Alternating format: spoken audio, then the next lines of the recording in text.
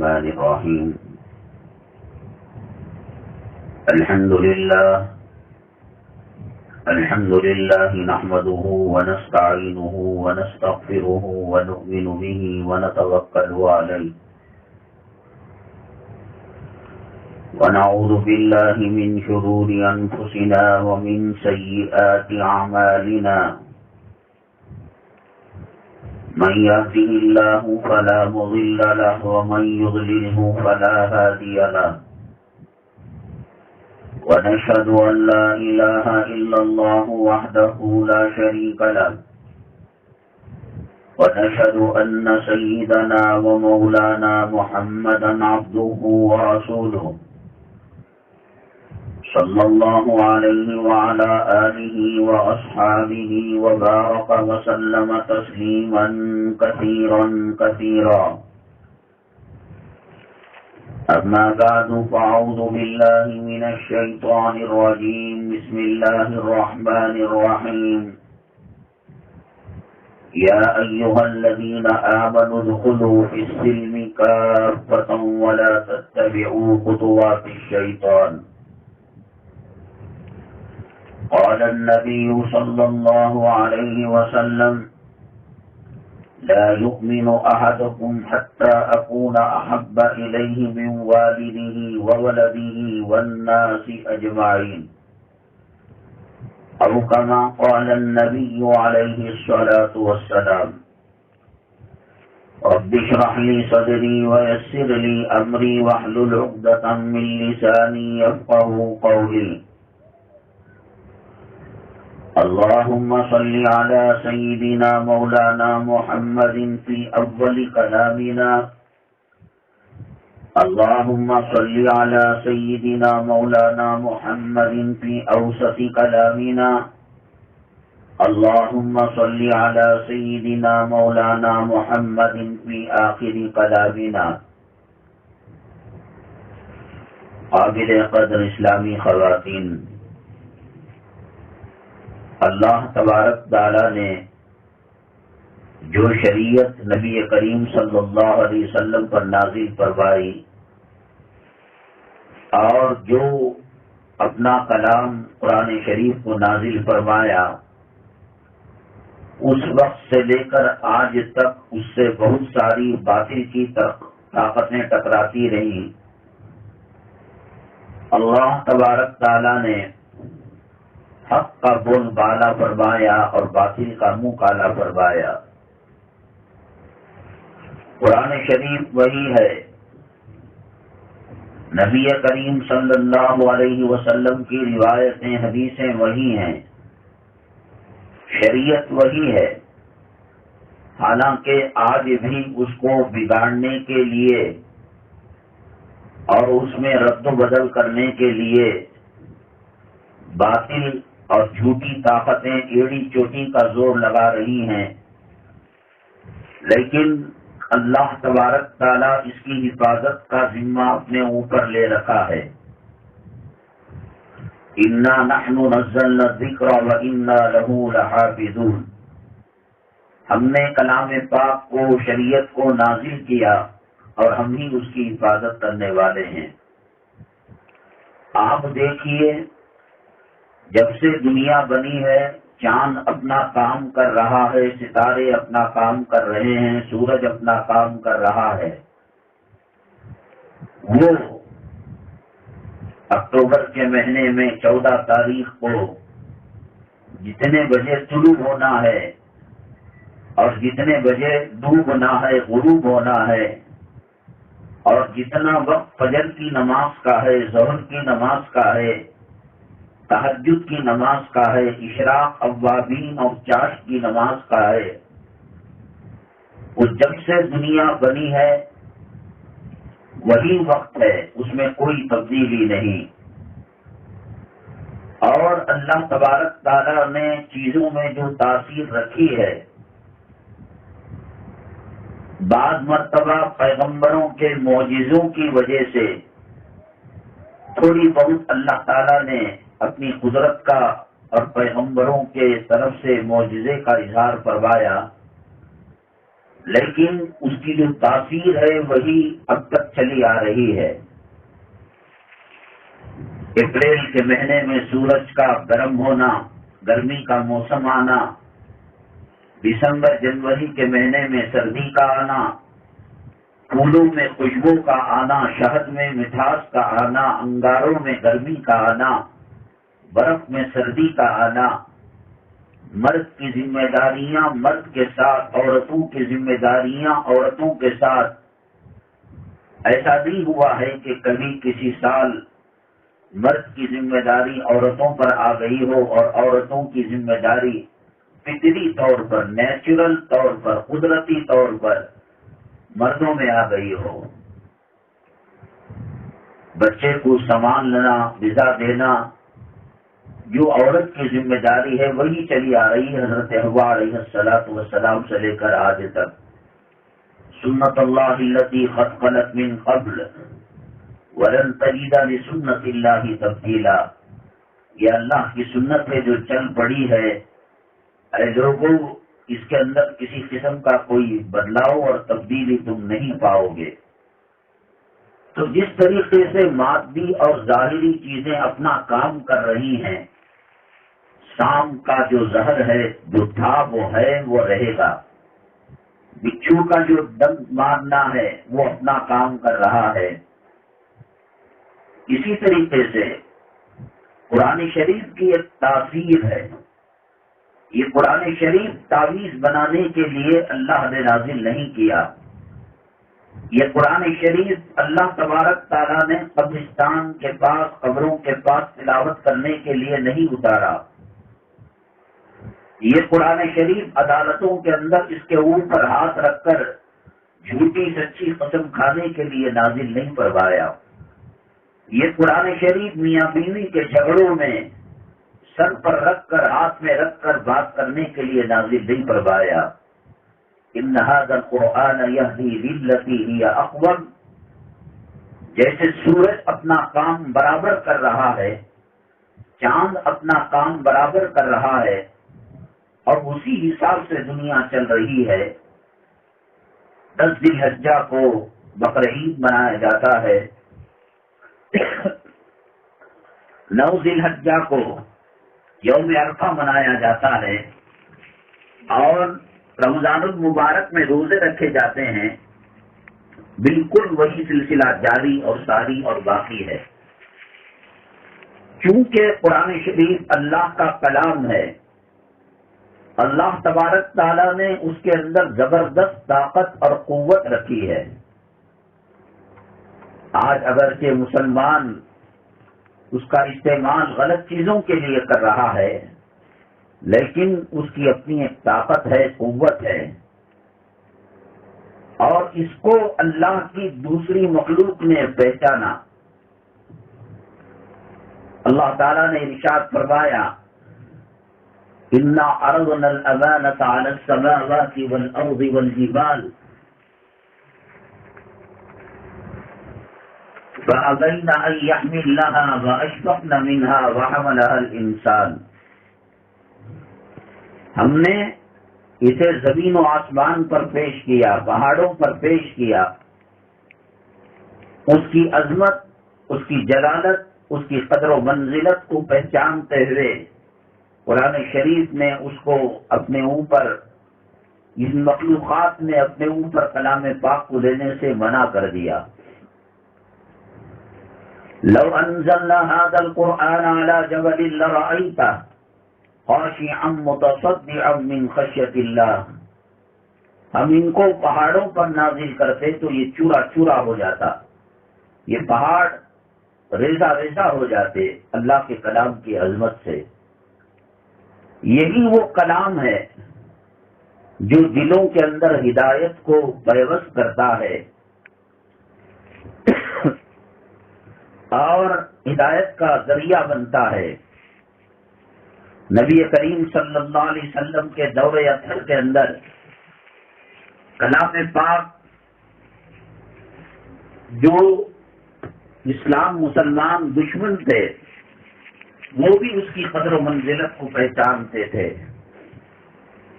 نبی کریم جناب محمد رسول اللہ صلی اللہ علیہ وسلم جب اپنے دولت قلعے میں کلام پاک کی تلاوت فرماتے،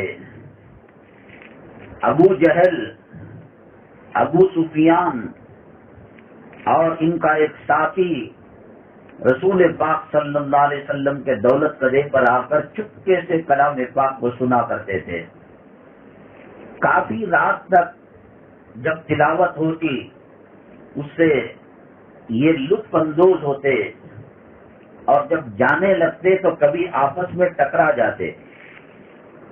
ابو سفیان ابو جہل کو کہتے، تم تو دن میں گالیاں دیتے ہو، پتھر مارتے ہو، اور رات میں چوری چھپے کلام پاک سنتے ہو، یہ کیا طریقہ کار ہے؟ اور پھر یہ دونوں اپنے تیسرے ساتھی کو کہتے، دن میں اسلام کے خلاف بکواس کرتے ہو اور رات میں کلام پاک سننے کے لیے چوری چھپے آ کر کلام پاک سنتے ہو.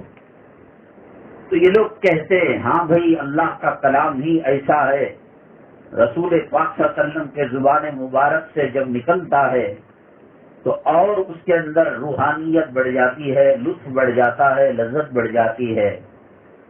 تو غیر بھی اللہ کے کلام سے فائدہ اٹھایا کرتے تھے، لطف اندوز ہوا کرتے تھے. مقام نخلا مکہ مکرمہ میں ایک جگہ کا نام تھا، اب جگہوں کے نام بدل جاتے ہیں. اب یہاں علاقے کا نام گروپن پا لیا ہے، یہ کب تک چلے گا پتہ نہیں، اور کب ختم ہوگا، دوسرا نام کب آئے گا. رسول پاک صلی اللہ علیہ وسلم کے دور اقدس کے اندر مقام نخلا ایک مقام تھا حرم شریف کے قریب. رسول پاک صلی اللہ علیہ وسلم جب فجر میں کلام پاک کی تلاوت فرما رہے تھے، جنات کی ایک جماعت وہاں پر آئی. وہ کسی کام سے گزر رہے تھے، جب قرآن شریف کی آواز آئی تو انہوں نے کلام پاک کو سنا، اور جیسے ہی سنا وہ مومن و مسلمان ہو گئے. وہ کافر جن تھے، قرآن شریف کو سنا تو مومن و مسلمان ہو گئے. اللہ تبارک تعالیٰ نے کلام پاک کے 29ویں پارے میں سورہ جن میں ارشاد فرمایا، قُلْ أُوحِيَ إِلَيَّ أَنَّهُ اسْتَمَعَ نَفَرٌ مِّنَ الْجِنِّ فَقَالُوا إِنَّا سَمِعْنَا قُرْآنًا عَجَبًا. جب جنات کی ایک جماعت نے کلام پاک کی تلاوت کو سنا تو کہا کہ انا سمعنا قرآنا عجبا، ہم نے عجیب و غریب قسم کے کلام کو سنا ہے. یہدی الی الرشد، وہ ہدایت کرتا ہے، راستہ بتاتا ہے کامیابی کا، اللہ کی رضا کا، جنت کا. فآمنا بہ وَلَن نُشْرِكَ بِرَبِّنَا أَحَدًا، جیسے ہی ہم نے سنا فوراً ایمان لے کر آ گئے، اور اب اس کے بعد مرتے دم تک ہم کوئی کفر کا کام نہیں کریں گے، شرک کا کام نہیں کریں گے. یہ کلام پاک کی جو طاقت اور قوت جو پہلے تھی وہ آج بھی ہے اور قیامت تک رہے گی. کلام پاک اللہ تبارک تعالیٰ کا کلام ہے، کسی انسان کا کلام نہیں. لاکھوں لوگ اس سے بھیڑنے کی کوشش کرے، مقابلہ کرنے کی کوشش کرے، اس میں غلط مدد کرنے کی کوشش کرے. اللہ نے کہا لا یأتیہ الباطل من بین یدیہ ولا من خلفہ، باطل نہ اس کے آگے سے داخل ہو سکتا ہے نہ پیچھے سے داخل ہو سکتا ہے. اللہ نے اس کی حفاظت کی ذمہ داری لی. سیدنا عمر الخطاب رضی اللہ تعالیٰ سخت ترین اسلام کے دشمن تھے. یہ ماں پیٹ مسلمان نہیں بنے تھے، یہ ماں پیٹ کلمہ گو نہیں آئے تھے. بہت سخت مزاج کے، بڑے متشدد مزاج کے آدمی تھے. بعض لوگوں کا مزاج گرم ہوتا ہے اور بعض لوگوں کا مزاج نرم ہوتا ہے. بڑے سخت مزاج کے تھے. اور کہا اللہ کے نبی صلی اللہ علیہ وسلم ہمارے معبودان باطلہ کو، ہمارے بھگوانوں کو، ہمارے بتوں کے خلاف بولتے ہیں، الیاذ باللہ میں ان کو شہید کر دوں گا، قتل کر دوں گا، نہ رہے بانس نہ بجے بانسری، پیغمبر رہیں گے نہ تو وہ قرآن سنائیں گے، پیغمبر رہیں گے تو نہ وہ دین کی دعوت دیں گے، پیغمبر رہیں گے تو ہمارے بتوں کے خلاف بولیں گے، میں انہیں کو ختم کر دیتا ہوں۔ یہ ارادے سے میان سے تلوار لے کر بڑے جلال غیظ و غضب کے ساتھ وہ تشریف لے جا رہے تھے۔ ایک صاحب نے دیکھا، اے عمر کہاں تشریف لے جا رہے ہیں؟ یہ چہرہ انگاروں کی طرح سرخ اور لال کیوں ہو گیا ہے؟ کیا پریشانی ہے؟ سیدھے سادے لوگ تھے، ان کے دل میں ایک، ان کے زبان میں ایک منافقت کی بات نہیں تھی۔ جو بات ہوتی دل میں وہ زبان پر رہتی، جو زبان پر بات رہتی وہ دل ہی میں رہتی۔ صاف کہا، مسلمانوں میں جو پیغمبر آئے ہیں محمد صلی اللہ علیہ وسلم، ان کو شہید کرنے کے لیے میں جا رہا ہوں، کیونکہ میں نے سنا ہے کہ ہمارے معبودان کو بہت گالی دیا کرتے ہیں، بتوں کی برائی بیان کیا کرتے ہیں، اور مذہب بدلنے کے لیے پریشر اور دباؤ ڈالا کرتے ہیں۔ تو انہوں نے کہا، ارے بڑے آ گئے آپ رسول اللہ صلی اللہ علیہ وسلم کو شہید کرنے، قتل کرنے، تمہاری بہن ہے، ذرا اس کی تو خبر لو، وہ اور ان کے خاوند تمہارے بہن میں مومن ہو چکے ہیں، مسلمان ہو چکے ہیں۔ حضرت عمر رضی اللہ تعالیٰ نبی کریم صلی اللہ علیہ وسلم کے قتل کے ارادے سے نکلے تھے، بازار میں سودا سلف لینے کے لیے نہیں نکلے تھے، اور بری نیت کے ساتھ نکلے تھے۔ جب یہ سنا تو تاب نہ لا سکے، برداشت نہ کر سکے، سیدھے بہن کے گھر گئے، دروازے کو کھٹکھٹایا۔ جو دروازے کو کھٹکھٹایا، جو مارنے کا انداز تھا اور جو آواز آ رہی تھی، بہن اور بہنوئی نے پہچان لیا کہ یہ عمر ہیں رضی اللہ تعالیٰ عنہ جو یہاں آئے ہوئے ہیں۔ بہنوئی پلنگ کے نیچے، کھاٹ کے نیچے چھپ گئے، اور بہنا نے استقبال کیا، بڑے غصے کے ساتھ کہنے لگے، ہمیں کسی نے بتایا ہے کہ آپ بے دین ہو چکے ہیں، پیغمبر صلی اللہ علیہ وسلم پر ایمان لا چکے ہیں۔ حضرت عمر رضی اللہ تعالیٰ عنہ کی بہن نے کہا، وہ بھی بہن کس کی تھی؟ حضرت عمر رضی اللہ تعالیٰ عنہ کی۔ ہاں ہاں، ہم قرآن پڑھنے والے ہیں، ہم مومن ہو چکے ہیں، ہم مسلمان ہو چکے ہیں، ہم نے اپنے آبا اجداد خاندانی جو بت ہیں ان سے دوری اختیار کر رکھی ہے۔ حضرت عمر رضی اللہ تعالیٰ عنہ کا غصہ پارا چڑھ گیا اور ایک تھپڑ رسید کیا، اس سے کچھ خون بھی نکل کر آ گیا۔ تو جب خون ایک عورت کے سن پہ نازک کے گال سے، چہرے سے نکل رہا تھا، مذہب کی بات کو کنارے رکھ کر بھائی بہن کی جو محبت، مودت، شفقت ان کے سینے میں جوش ماری، ارے میں مذہب کی بات لے کر بہنا پر تھپڑ گال پر تھپڑ رسید کر دیا، ذرا نرم پڑے خون کو دیکھ کر۔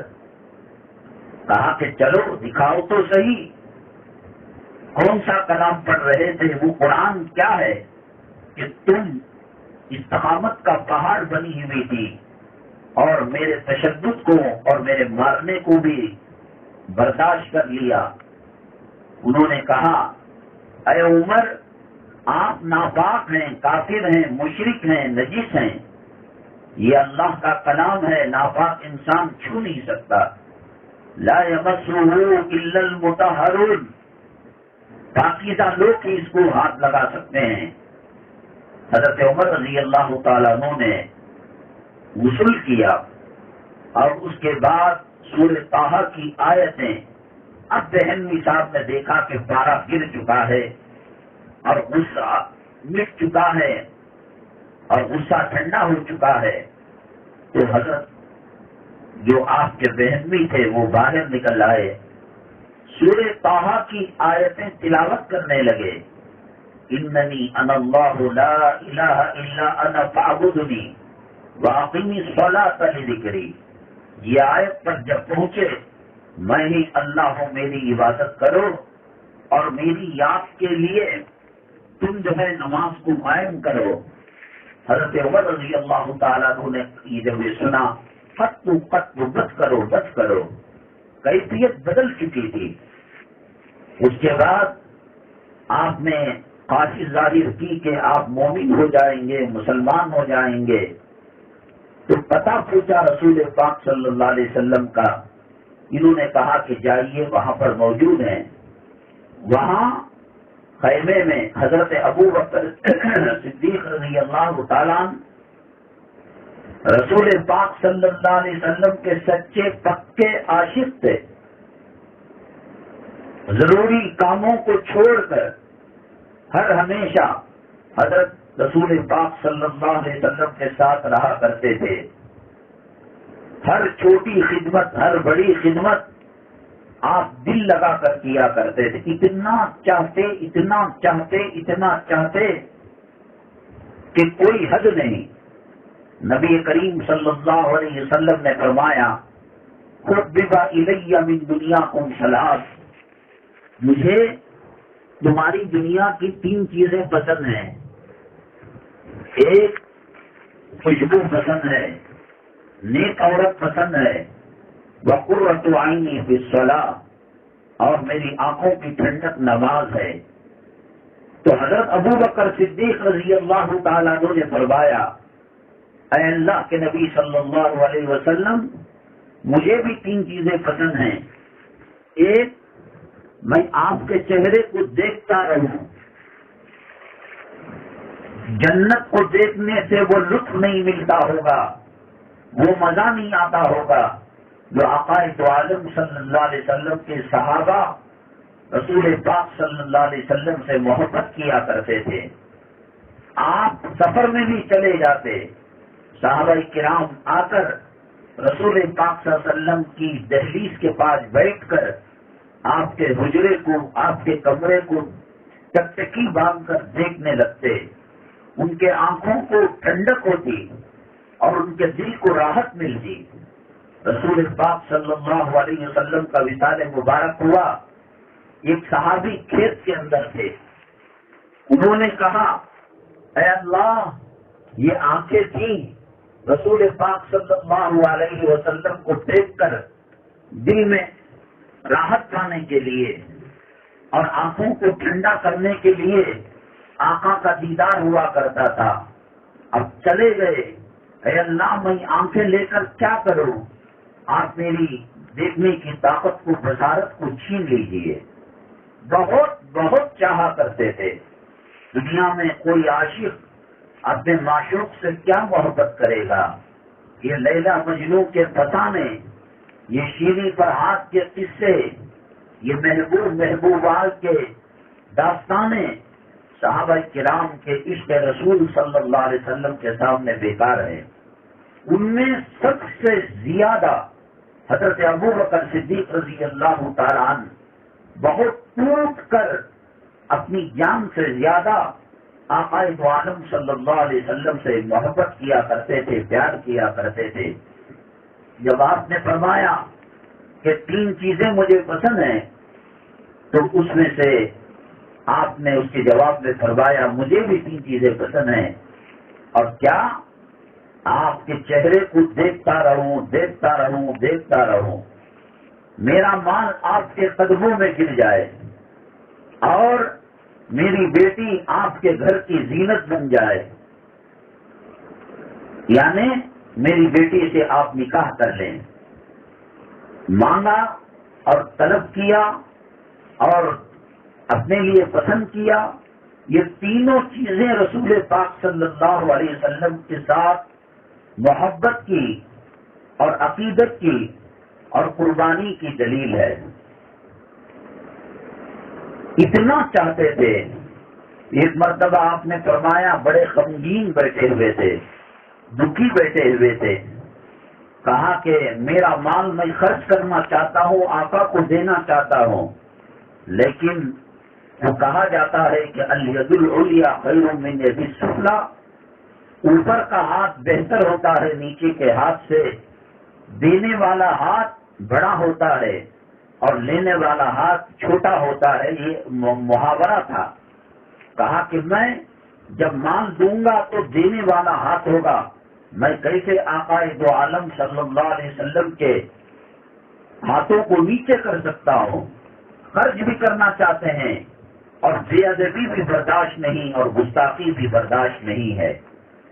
رسول پاک صلی اللہ علیہ وسلم کی سنتوں کا مذاق کرنا, رسول پاک صلی اللہ علیہ وسلم کی سنتوں کو چھوڑنا, رسول پاک صلی اللہ علیہ وسلم کی سنتوں کو معمولی سمجھنا, یہ گستاخی ہے, یہ بے ادبی ہے, اور بعض مرتبہ بات کفر تک چلی جاتی ہے اور انسان مومن و مسلمان ایمان کے دائرے سے نکل کر کافر و مشرک ہو جاتا ہے. کسی نے کہا اجی مسواک استعمال کرو, تو اس کے جواب میں اگر اس نے کہا ہاں ہاں کرنا چاہیے, تھوڑی غفلت ہو گئی. گھر کے اندر بیوی برش بچوں کے لیے الگ ہے, پیدائش سے لے کر 7 سال تک الگ ہے, 7 سے لے کر 11 تک الگ ہے, پھر اس کے اوپر الگ ہے, پھر 60-70 کے لیے الگ ہے. ایک مسواک جو 5 روپے 10 روپے میں ملتی ہے وہ نبی کریم صلی اللہ علیہ وسلم کی سنت ہے, صحابہ کی سنت ہے. آپ نے فرمایا کہ اس سے دماغ تیز ہوتا ہے, منہ میں خوشبو پیدا ہوتی ہے. 70 فائدے آپ نے بتائے اور اس میں ایک فائدہ آپ نے بتایا کہ مرتے وقت کلمہ نصیب ہوتا ہے. ایک انسان نے کہا ہاں ہاں صحیح بات ہے, استعمال کرنا چاہیے, میری غفلت ہو رہی ہے, دعا کریں اور کہیں سے ملے تو لا کر دے دیں, میں بھی لینے کی کوشش کروں گا. یہ چھوڑ کر اس نے کہا اجی زمانہ کہاں سے کہاں چلا گیا, الیکٹرک کے بیٹری والے برش آ گئے اور تم درخت کی کاڑی پر, ببول کی کاڑی پر اٹکے ہوئے ہو. یہ توہین ہے, یہ رسول پاک صلی اللہ علیہ وسلم کے سنت کا مذاق ہے. نہیں کیا, مجبوری ظاہر کی, اللہ توفیق دے گا, اللہ توبہ کو قبول کرے گا. لیکن اگر اس کو ہلکا بتایا, اللہ تعالیٰ کبھی اس کو معاف نہیں کریں گے. اس کا نکاح ٹوٹ جائے گا, وہ ایمان و اسلام سے نکل جائے گا. رسول پاک صلی اللہ علیہ وسلم کی سنتیں مر مٹتے تھے. تھوڑی تھوڑی چیزوں کے اندر یہ خیال کرتے تھے کہ کہیں آقا کی بے ادبی نہ ہو جائے, گستاخ. اگر آقا آج موجود نہیں ہے, عالم برزخ میں ہیں, آقا کی سنتیں تو ہیں. اگر کوئی بچی نیک بیانات سن کر جہیز دینے لینے کو برا سمجھتی ہے, شادی کی رسموں کے اندر ویڈیوگرافی بے پردگی کو برا سمجھتی ہے, اور اس نے حجاب استعمال کرنا شروع کر دیا ہے, اس نے گلوز پہننا, دستانے پہننا, ساکس پہننا اور برقع ڈھیلا ڈھالا شریعت کے مطابق پہننا اس نے شروع کر دیا ہے. اگر کسی نے کہا اللہ یہ توفیق ہمیں بھی دے, دیکھو برقعے میں کتنی سج رہی ہے, دلہن لگ رہی ہے, جنت کی حور لگ رہی ہے, اللہ یہ تمام ماؤں اور بیٹیوں بہنوں کو توفیق دے, تو ہو سکتا ہے اللہ تعالیٰ توبہ معاف کر دے اور وہ سنت کی توفیق اللہ تبارک تعالیٰ مرحمت فرمائے. لیکن بڑی آ گئی رابعہ بصریہ, کالج کے دنوں کو بھول گئی, سنیما جانے کے دنوں کو, تھیٹر کے جانے کے دنوں کو بھول گئی, اور آج برقع استعمال کر کر بڑی اللہ والی بن گئی. یہ توہین ہے, اور توہین کرنے سے انسان کافر, مسلمان کافر ہو جاتا ہے. نماز کو چھوڑنا گناہ کبیرہ ہے, اور دل میں ملامت رکھتا ہے ایک مسلمان, نہیں آج نہیں کل میں انشاءاللہ نماز قضا کر لوں گا. اور تم بھی دعا کرو اللہ تبارک تعالیٰ نماز پڑھنے کی توفیق نصیب فرمائے. یہ الگ بات ہے.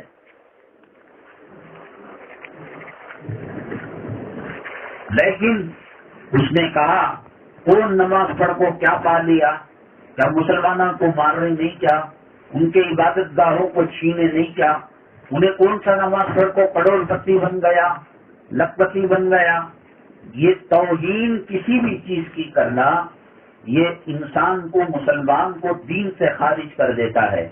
اور مسلمان ہمارے نکاح جو بندے ہوئے ہیں وہ دین و اسلام کی بنیاد پر بندے ہوئے ہیں۔ ایک کافر کا نکاح ایک مسلمان کے ساتھ نہیں ہو سکتا جب تک کہ اسے کلمہ پڑھا کر مسلمان نہ بنائے۔ کیوں؟ یہ دونوں نہیں مل سکتے۔ اسی طریقے سے ان دونوں میں سے کوئی ایک مرتد ہو جائے اور اسلام کو چھوڑ دے، اللہ تبارک تعالیٰ سب سے پہلے ارتداد کی سزا دیتے ہیں اور وہ مرتد ہو جاتا ہے اور نکاح ٹوٹ جاتا ہے۔ لہذا رسول پاک صلی اللہ علیہ وسلم کا جو ادب و احترام صحابہ کرام کیا کرتے تھے، احد کے میدان میں جب کافروں نے رسول پاک صلی اللہ علیہ وسلم کو گھیر لیا، حضرت ابو دجانہ رضی اللہ تعالیٰ عنہ، حضرت صدیق اکبر رضی اللہ تعالیٰ عنہ، دیگر صحابہ ایک سرکل کی شکل بنا کر آپ کی حفاظت کے لیے لگ گئے۔ تیر تو ادھر سے آتے ہیں تو اس طرف اپنے منہ کو کر کر دیکھنا ہے کہ کون سا تیر کہاں سے آ رہا ہے اور بچاؤ کا ذریعہ کہاں ہے۔ لیکن یہ صحابہ کرام رسول پاک صلی اللہ علیہ وسلم کی طرف منہ کیے ہوئے ہیں، سینہ کیے ہوئے ہیں اور اپنی پیٹھ کو اور جسم کے پچھلے حصے کو ڈھال بنا کر تیروں کو برداشت کر رہے ہیں۔ کسی نے کہا کہ آپ رخ ادھر کر لیتے، تیر ادھر سے آ رہا ہے، تو صحابہ کرام نے کہا نہیں، رسول پاک صلی اللہ علیہ وسلم کو پیٹ ہو جائے گی، بے ادبی ہو جائے گی، گستاخی ہو جائے گی۔ ایک صحابی رسول پاک صلی اللہ علیہ وسلم کے چہرے پر جب اندر ایک لوہا کا کڑا اٹک گیا، جنگ میں کسی نے پھینکا تھا، ہاتھ سے نکالتے تو نکل سکتا تھا، لیکن رسول پاک صلی اللہ علیہ وسلم کو ذرا سی پریشانی ہوتی۔ انہوں نے اپنے دانتوں سے اس خول کو، اس کڑے کو کھینچ کر نکالا، سامنے کے دو دانت شہید ہو گئے۔ محدثین نے لکھا ہے کہ پہلے ہی بہت خوبصورت صحابی تھے وہ، لیکن جب دانتوں سے کھینچا اور دانت ٹوٹ گئے تو اور اللہ نے ان کے حسن کو بڑھا دیا، ان کی خوبصورتی کو بڑھا دیا۔ تو میں یہ عرض کر رہا تھا، رسول پاک صلی اللہ علیہ وسلم کی حیات طیبہ میں آپ کا ادب کرنا، آپ کی بے ادبی نہ کرنا، گستاخی کرنا، اگر گستاخی کرتا ہے تو ایمان سے نکل جاتا ہے۔ قرآن شریف کی آیت لا ترفعوا اصواتکم فوق صوت النبی، اپنے آواز کو بلند مت کرو نبی کی آواز کے سامنے۔ تو جن کی آوازیں بلند تھی انہوں نے اپنے گھر میں بیٹھ لیا، نماز پڑھ کر چلے جاتے۔ رسول پاک صلی اللہ علیہ وسلم فرماتے کہ فلاں نظر نہیں آ رہے ہیں، فلاں نظر نہیں آ رہے ہیں، کیا بات ہے؟ تو ان کو بلا کر بھیجا گیا تو انہوں نے کہا اللہ کے نبی صلی اللہ علیہ وسلم، قرآن کی آیت نازل ہوئی لا ترفعوا اصواتکم فوق صوت النبی ولا تجهروا له بالقول كجهر بعضكم لبعض ان تحبط اعمالكم وانتم لا تشعرون۔ آواز بلند کریں گے اور بلند آواز سے گفتگو کریں گے تو ہے رہا سہا عمل بھی اللہ تبارک تعالیٰ اس کو ضائع فرما دیں گے۔ ہم ڈر کھانا کہ نیچرل آواز تھی، فطری آواز تھی بلند۔ تو رسول پاک صلی اللہ علیہ وسلم کے ادب کو بجا لینا، آج کوئی اگر کہے نہیں پیغمبر نہیں ہے تو پیغمبر کی سنتیں ہیں۔ ایک نوجوان لڑکا علماء کے بیانات سے متاثر ہو کر یا جماعت کی کارکردگی سے متاثر ہو کر داڑھی رکھتا ہے، عمامہ پہنتا ہے، تو ایک تو یہ ہے کہ ماں کہہ رہی ہے کہ بیٹے جہالت کی وجہ سے، نادانی کی وجہ سے دیکھو تم کالج میں جاتے ہو، حالات صحیح نہیں ہیں، تم پگڑی پہنو گے اور داڑھی اتنی بڑھاؤ گے تو یہ مسائل ہوتے ہیں، چلو جہالت والی بات ہے۔ لیکن اس نے کہا کہ تم یہ پہن کر ترقی نہیں کر سکتے، دنیا کے عہدے پا نہیں سکتے، اور لوگوں کی نگاہ میں باعزت نہیں ہو سکتے، تو یہ کہنے سے، گستاخی کرنے سے، ایمان سے یہ مرد یہ عورت نکل جاتے ہیں اور مرتد ہو جاتے ہیں. اور مرتد کی مار سب سے پہلے نکاح پر پڑتی ہے، شادی پر پڑتی ہے، اور شادی ٹوٹ جاتی ہے اور نکاح ٹوٹ جاتا ہے، اور پھر اس کے بعد ہونے والے بچے وہ ناجائز ہو جاتے ہیں. تو کیا خواہش تھی حضرت ابو بکر صدیق رضی اللہ تعالیٰ عنہ کی، ہمیشہ میں آپ کا چہرہ ٹکٹکی باندھ کر دیکھتا رہوں، مان دوں لیکن مجھے ڈر ہو رہا ہے کہ دینے والا ہاتھ اوپر کا اور لینے والا ہاتھ نیچے، کہیں گستاخی نہ ہو جائے، کہیں بے ادبی نہ ہو جائے. اس لیے حضرت ابو بکر صدیق رضی اللہ تعالیٰ عنہ کچھ دینا چاہتے تو نبی کریم صلی اللہ علیہ وسلم کے قدموں میں ڈال دیا کرتے تھے. اتنا چاہت، اتنی چاہت، کوئی فلم والے کو اس کا چاہنے والا کیا چاہے گا، کسی ہیرو سے کوئی کیا چاہت دکھائے گا، اور کسی ہیروئن سے کوئی کیا چاہت دکھائے گا. ایک مرتبہ اللہ کے نبی صلی اللہ علیہ وسلم نے فرمایا، جہاد میں ہم لوگ جا رہے ہیں، آپ لوگ مالی تعاون فرمائیں. وہاں کھانے کا مسئلہ ہوگا، پینے کا مسئلہ ہوگا، سواری کا مسئلہ ہوگا، ہتھیار کا مسئلہ ہوگا. لوگوں اپنی اپنی حیثیت کے مطابق مدد کیا کرو. تمام صحابہ اپنی جو کوشش ہو سکتی ہے اور اپنی جو لمٹ ہو سکتی ہے اس کے حساب سے انہوں نے مدد کی، نصرت کی. حضرت سیدنا ابو بکر صدیق رضی اللہ تعالیٰ عنہ گھر کی تمام چیزوں کو لا کر رسول پاک صلی اللہ علیہ وسلم کے قدم اطہر پر رکھ دیا. بعد میں سوچا جسم پر تو ایک جوڑا ہے، ایک کپڑا ہے، یہ بھی کسی مجاہد اور غازی کے کام آ جائے گا. تو چنانچہ تنہا کمرے میں جا کر اس جوڑے کو نکالا، اور وہ ٹاٹ جو زمین پر بچھایا جاتا ہے، وہ ٹاٹ جس سے زمین کے پوچھے کا کام لیتے ہیں، اس کو پہن لیا. اور وہ جسم پر کا جھبا، اور وہ جھبا جس میخ کے اوپر دیوار میں لٹک رہا تھا، وہ میخ بھی نکال کر رسول پاک صلی اللہ علیہ وسلم کے قدم اطہر پر رکھ دیا.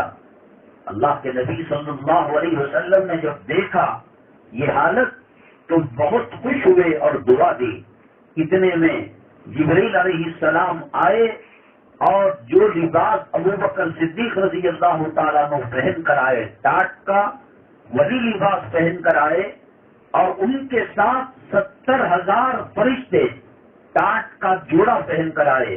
اور اللہ کے نبی صلی اللہ علیہ وسلم سے جبریل امین علیہ السلام نے کہا، اے محمد صلی اللہ علیہ وسلم، حضرت ابو بکر صدیق رضی اللہ تعالیٰ عنہ کا ٹاٹ کا جوڑا پہننا اللہ کو اتنا پسند آیا کہ اللہ تعالیٰ ان کے احترام میں اور ان کی ہمت افزائی کے لیے اور ان کے درجات کی بلندی کے لیے مجھے بھی یعنی جبریل علیہ السلام کو بھی ٹاٹ پہننے کا حکم دیا.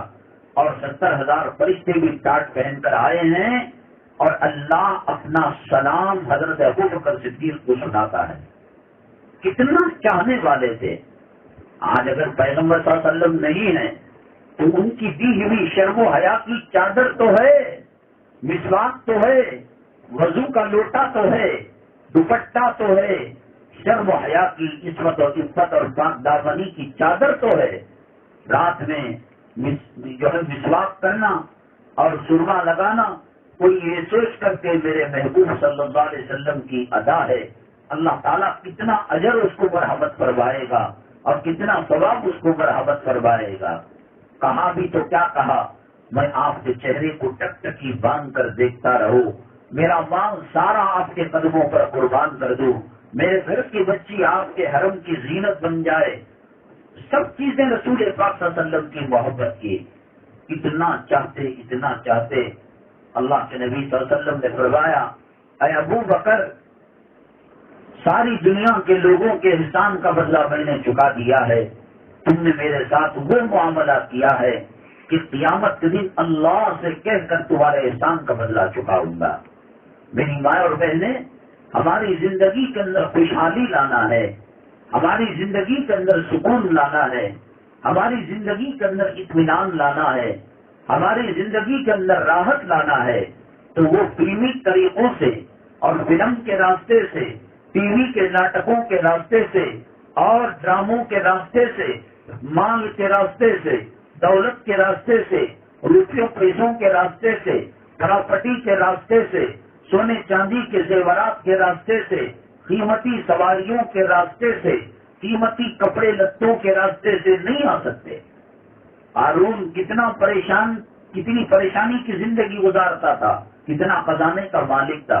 اللہ فرماتے ہیں فَخَسَفْنَا بِهِ وَبِدَارِهِ الْأَرْضَ، ہم نے اس کو زمین پر دھسا دیا مالوں کے ساتھ، قیامت تک دھستا چلا جائے گا۔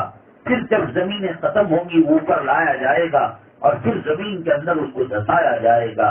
نمرود ایک لنگڑا مچھر اس کی زندگی کو تباہ برباد کر دیا۔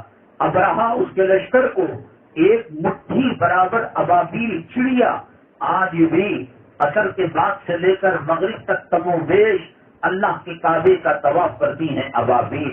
وہ اعلان کر رہی ہیں ہم مر نہیں گئے، ہم ختم نہیں ہو گئے۔ آج کے بعد بھی اگر کوئی ابرہا کعبے کے بارے میں بری نیت کرے گا، اللہ کے حرم کے بارے میں بری نیت کرے گا، وہ طواف کر کر پیغام دے رہی ہیں اللہ کا سورہ فیل اور جو ہے وہ ابابیل کا تذکرہ موجود ہے۔ ہم اسے عذاب بن کر ان پر ڈھائیں گے اور ان کے وجود کو ختم کر دیں گے۔ الم تری کیف فعل ربک باصحاب الفیل الم یجعل کیدہم فی تضلیل وارسل علیہم طیرا ابابیل۔ اللہ پوچھتے ہیں کیا ہوا معاملہ ہاتھی والوں کے ساتھ؟ وارسل علیہم طیرا ابابیل، ابابیل پرندوں کو اللہ نے بھیجا، ترمیہم بحجارۃ من سجیل، اللہ کے قانون سے جو ٹکر لے گا، نبی کریم صلی اللہ علیہ وسلم کی سنتوں سے جو ٹکر لے گا، اللہ تبارک تعالیٰ جیتے جاگتے اس کے گھر کو جہنم کا نمونہ بنا دیتے ہیں۔ اللہ راحت کو ختم کر دیتے ہیں، اللہ نامعلوم بیماریوں کو پیدا کر دیتے ہیں۔ ایک ساتھ کار میں بیٹھ کر سفر کرتے ہیں، وہ اوٹی کو جاتے ہیں، وہ کشمیر کو جاتے ہیں، وہ سوئٹزرلینڈ کو جاتے ہیں، وہ انگلینڈ کو جاتے ہیں، وہ امریکہ کو جاتے ہیں، لیکن دونوں کے اندر سات منگس کی لڑائی ہے، دونوں کے دلوں کے اندر سات زمین سات آسمان کا فراق ہے۔ جہیز کے اندر غیر مسلم بھی پناہ دیتا ہے، کمبل دیتا ہے، بچھونا دیتا ہے، بظاہر داماد اور جو ہے بہو ایک بسترے پر سو رہے ہیں، اگر وہ اللہ کے فرمان اور نبی کریم صلی اللہ علیہ وسلم کی سنتوں پر عمل پیرا ہے، اللہ تبارک تعالیٰ جھوپڑی میں رہیں ان کے دلوں میں محبت مودت اور ان کے دلوں میں شفقت پیدا کرے گا۔ اور اگر ان کا محل تاج محل جیسا ہو، وائٹ ہاؤس جیسا ہو، اللہ کی نافرمانی کرتے ہوں، فجر کی نماز نہ پڑھتے ہوں، فرض نماز نہ پڑھتے ہوں، پردے کا اہتمام نہ کرتے ہو، حرام کی روزی اپناتے ہو، اللہ تبارک تعالیٰ باوجود دیکھنے والے کو یہ دکھتا ہے بھائی کیا جوڑا ہے، کالج کے زمانے کی محبت ہے، یونیورسٹی کے زمانے کی محبت ہے، محبت ہو تو ایسی محبت ہو، لیکن بستروں کی لڑائی اور دلوں کی دوری اور دلوں کا بغض اور دلوں کا کینہ اور دلوں کا کالا پن، یہ کون سا ایکس رے مشین، یہ کون سا MRI پہچانتا ہے؟ یہ قرآن شریف کا MRI اور یہ بخاری شریف کا، یہ مسلم شریف کا اسکیننگ پہچانتا ہے کہ بظاہر یہ ہنس رہے ہیں، کھیل رہے ہیں، لیکن ان کے دو دلوں کے اندر سات زمین اور سات آسمانوں کی دوری ہے۔ میرا اللہ کلام پاک میں فرماتا ہے من اعرض عن ذکری فإن له معیشۃ ضنکا، جو میرے ذکر سے اعراض کرے گا، نماز سے منہ پھیرے گا، سنتوں سے منہ پھیرے گا اور قرآن و حدیث سے منہ پھیرے گا، اللہ تبارک تعالیٰ فرماتے ہیں میں اس کی زندگی کو تنگ کر کر رکھ دوں گا۔ بظاہر قیمتی ساڑی عورت پہن رہی ہے، قیمتی جوڑا پہن رہی ہے، کلو کلو کا سونے چاندی کا زیور پہن رہی ہے، اللہ فرماتے ہیں ان کے اندر ہم نے سکون نہیں رکھا ہے۔ الا بذکر اللہ تطمئن القلوب، اللہ کے ذکر میں، اللہ تعالیٰ کی عبادت میں اللہ تبارک تعالیٰ نے سکون کو رکھا ہے۔ تو میں یہ عرض کر رہا تھا کہ حضرت عمر الخطاب کو کہا رضی اللہ تعالیٰ جاؤ، نبی کریم صلی اللہ علیہ وسلم کی مجلس لگی ہے، وہاں جا کر توبہ تلہ کر کر مومن و مسلمان ہو جاؤ۔ رسول پاک صلی اللہ علیہ وسلم کو یہ سب قصہ معلوم نہیں، بس اتنا جانتے تھے آپ اور آپ کے صحابہ کہ عمر اسلام کے دشمن ہیں، مسلمانوں کے دشمن ہیں، اور نبی کریم صلی اللہ علیہ وسلم کے کٹر دشمن ہیں۔ تو جب ان کی آہٹ کو محسوس کیا تو حضرت ابو بکر صدیق رضی اللہ تعالیٰ عنہ کو بے پناہ محبت، میں اللہ کی قسم کھا کر کہتا ہوں کہ اگر ابو بکر صدیق رضی اللہ تعالیٰ عنہ کے خون کے ایک ایک قطرے میں ایک ایک جان ہوتی، ہر جان نبی کے قدموں میں نچھاور کر دیتے، لیکن آقا کو سوئی کے برابر تکلیف ہونے نہیں دیتے۔ جب ہجرت کے موقع پر غار ثور جا رہے تھے، آج بھی وہ غار ثور ہے، جن حضرات نے حج بیت اللہ کیا ہے، عمرہ کیا ہے، زیارتوں کے اندر دکھایا جاتا ہے، نیچے کھڑ کر غار ثور کو دیکھیں تو ہوا خراب ہو جاتی ہے، حوصلہ ساتھ نہیں دیتا، لیکن حضرت اسماء رضی اللہ تعالیٰ عنہ، حضرت ابو بکر صدیق رضی اللہ تعالیٰ عنہ کی صاحبزادی کئی مرتبہ دن میں اوپر چڑھتی اترتی اور اپنے دوپٹے کو پھاڑ کر انہوں نے اس کو توشہ بنا لیا تاکہ دوسروں کو ڈوٹ نہ ہو کہ رسول پاک صلی اللہ علیہ وسلم کے پاس یہ توشہ لے کر جا رہی ہیں، اور آپ کو جب لے کر چلے کہیں کانٹا نہ چھپ جائے، کہیں گرم پتھر آپ کے پیر کو تکلیف نہ پہنچائے۔ ایک تو آدمی کا خود چڑھنا بڑی پریشانی کا قصہ، رسول پاک صلی اللہ علیہ وسلم کو کاندھے پر بٹھا کر حضرت ابو بکر صدیق رضی اللہ تعالیٰ عنہ غار ثور تک گئے۔ قیامت کے دن بھی جنت کے سب طلبگار ہوں گے۔ حضرت عیسیٰ علیہ السلام کہیں گے میں مریم کے بارے میں کچھ نہیں جانتا، حضرت ابراہیم علیہ السلام کہیں گے میں آزر کے بارے میں کچھ نہیں جانتا، حضرت نوح علیہ السلام کہیں گے میرے بیٹے کے بارے میں کچھ نہیں جانتا۔ وہاں جنت کے دروازے صدا لگائیں گے، اے ابو بکر میرے راستے سے داخل ہو جاؤ، میری شان بڑھ جائے گی۔ جنت کے دروازے فخر کریں گے کہ ابو بکر میرے دروازے سے داخل ہوں گے، میرے دروازے سے داخل ہوں گے۔ اللہ غضب میں ہوگا، اللہ جلال میں ہوگا، اللہ غصے میں ہوگا، مخلوق تھر تھر کانپ رہی ہوگی۔ سورج ایک ہاتھ کے برابر، ایک نیزے کے برابر سروں کے اوپر ہوگا۔ سورج ہماری دھرتی سے کروڑا کروڑ میل دور ہے، کروڑا کروڑ کلومیٹر دور ہے۔ وہ اس کے اندر جو گیس جلتی ہے اور اس کے اندر جو حرارت آتی ہے، یہاں 35-40 ڈگری ہو جائے تو طبیعتیں خراب ہونے لگتی ہیں، خاموش کرنے لگتا ہے، کوئی کولر کے سامنے بیٹھتا ہے، کوئی اے سی کے سامنے بیٹھتا ہے۔ قیامت کے دن سورج ایک نیزے کے برابر ہوگا، 2500 کروڑ کے برابر اس کا ٹیمپریچر ہوگا، اس کی حرارت ہوگی۔ ماں باپ اولاد کو نہیں پہچانیں گے، اولاد ماں باپ کو نہیں پہچانیں گے۔ اللہ کہیں گے جلدی لاؤ جلدی لاؤ، اپنا جو حساب و کتاب پیش کرو۔ دنیا تھر تھر کانپ رہی ہوگی۔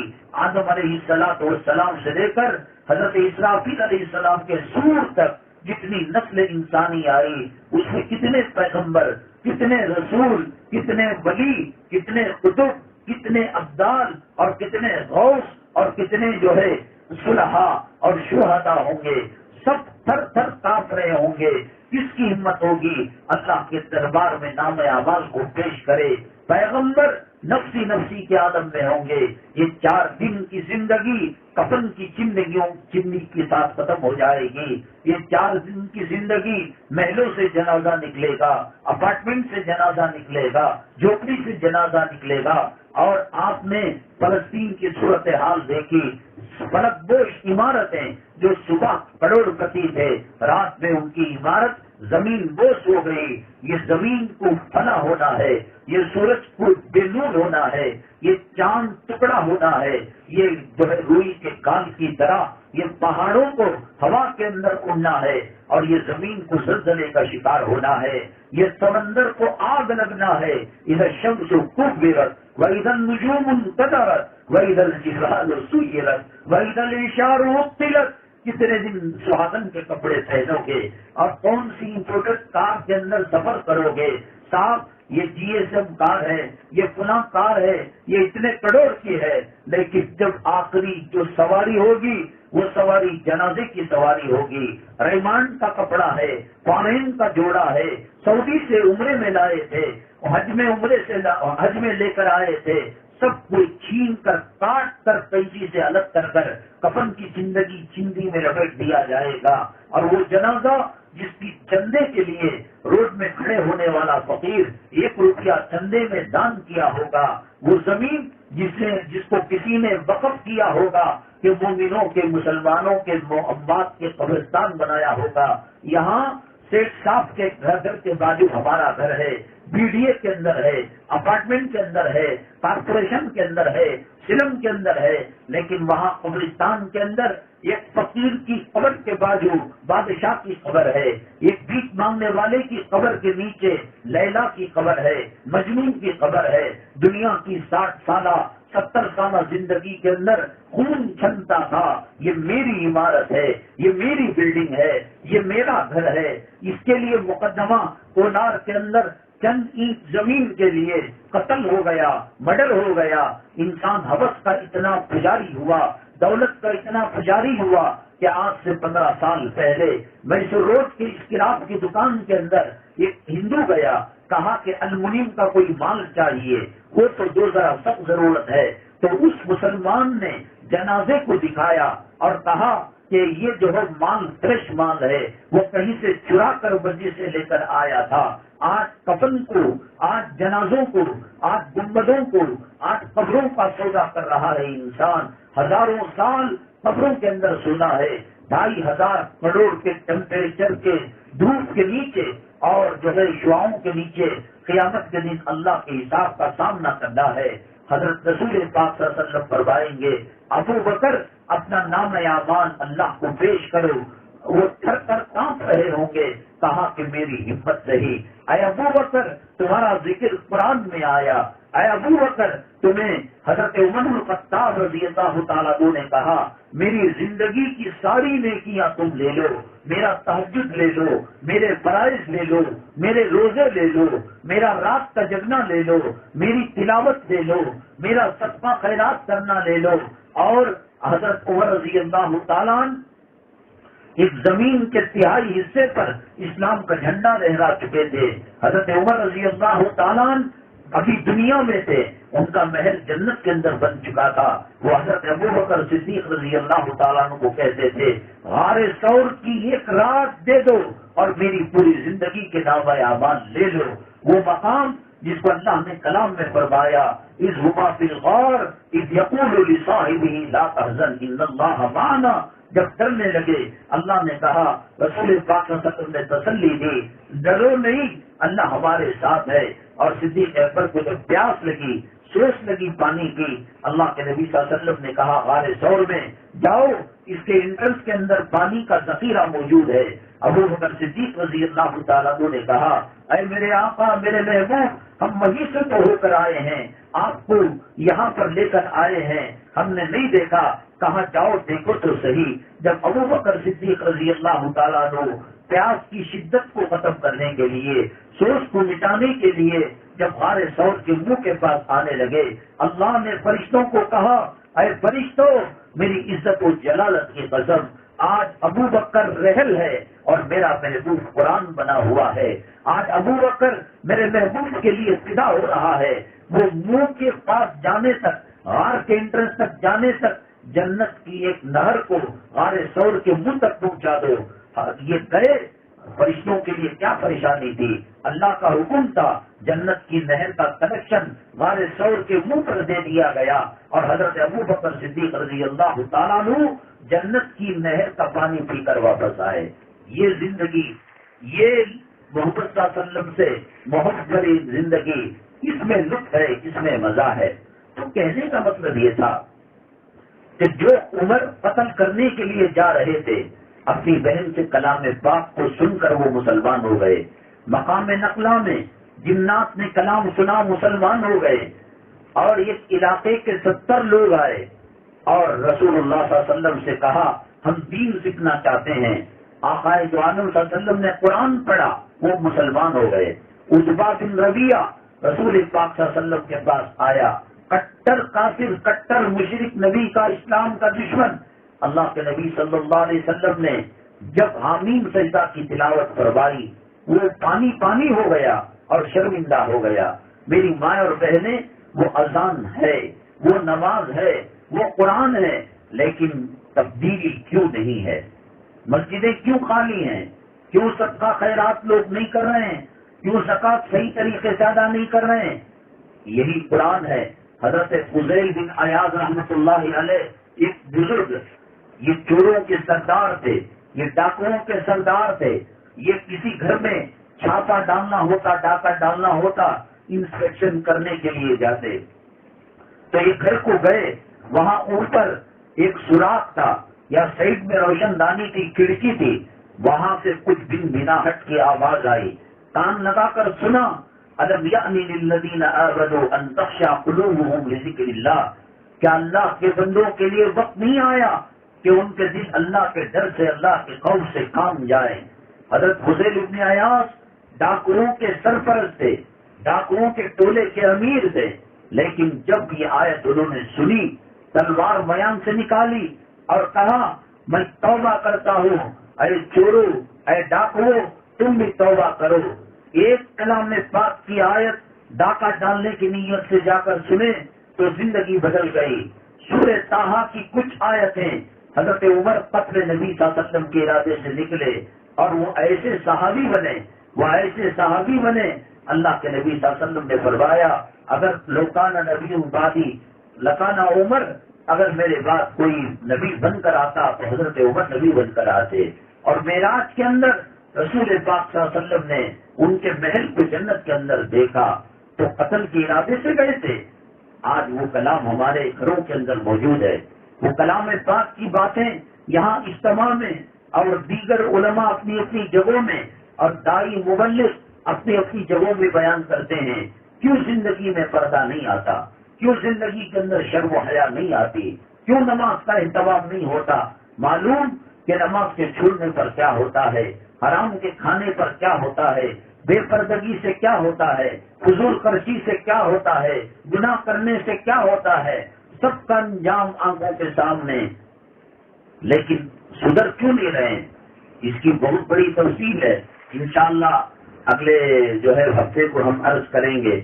ہم تو ہر آنے والی خاتون کے لیے اور دین کا تعاون کرنے والوں کے لیے بڑے شدت کے ساتھ اور دل کی گہرائیوں سے دعا کرتے ہیں کہ اس گئے گزرے زمانے میں اجتماع کی رونق بڑھانے کے لیے آپ آتی ہیں۔ مہمانوں کا تقاضا ہوگا، طبیعت کا تقاضا ہوگا، بچوں کا تقاضا ہوگا، سب کو قربان کر کے آتی ہے آپ۔ اللہ تبارک تعالیٰ آپ کے آنے کو قبول فرمائے، قدم قدم پر نیکیاں مرحمت فرمائے، قدم قدم پر گناہ معاف فرمائے۔ اللہ تعالیٰ ظاہری باطنی جسمانی روحانی زمینی آسمانی بلاؤں آفتوں سے اللہ ہمیں اور آپ کو چھٹکارا نصیب فرمائے، شادیوں کا مسئلہ حل فرمائے، خامندوں کا مسئلہ حل فرمائے، مقدمات کو اللہ تبارک تعالیٰ نمٹائے۔ اللہ تعالیٰ گھر کو جنت کے پرسکون محلوں میں سے ایک محل بنائے، شفائے کاملہ نصیب فرمائے۔ قرض کی حیوانیت سے اللہ تبارک تعالیٰ ہماری حفاظت فرمائے۔ ریحانہ بانو، انو بھائی اور محمد حمزہ مصور جنہوں نے درخواست دی ہے، اللہ ہمیں ایمان فرمائے، اللہ تعالیٰ ایمان فرمائے، الحمدللہ رب العالمین۔